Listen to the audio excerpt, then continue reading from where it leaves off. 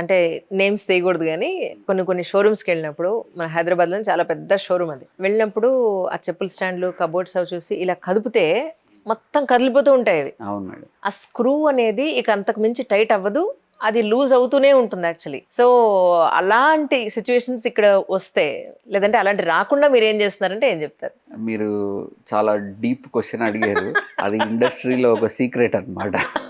Furniture fix చేసేటప్పుడు madam fixtures ఉంటాయి అన్నమాట, ఎలా ఫిట్ చేయాలి. కాన్సెప్ట్ ఏంటంటే స్క్రూ కనబడకూడదు, ఏడబడతాడు మూలలు కనబడకూడదు, స్క్రూస్ కనబడకూడదు, ద మినిమల్ మనం వాడుకోవాలి. అలాంటి దగ్గర మినీ ఫిక్సెస్ అని ఒక సబ్జెక్ట్ ఉందన్నమాట. ఒక ప్లాంక్కి లాస్ట్ ప్లాంక్కి మినీ ఫిక్స్ పెట్టి ట్రై చేస్తారు. అలాంటి హార్డ్వేర్ వాడే దగ్గర మీరు చూసిన ఎక్స్పీరియన్స్ అవుతుంది. నాకు ఆ సంగతి తెలిసి మేము ఇనిషియల్గా అలా చేద్దాం అనుకొని ఒక 2-3 సైట్లు క్లయింట్లు అడుగుతున్నారు ఇవ్వాలని ఇచ్చాం. దాని వీక్నెస్ చూసి నేనే భయపడిపోయాను. ఎగ్జాక్ట్లీ.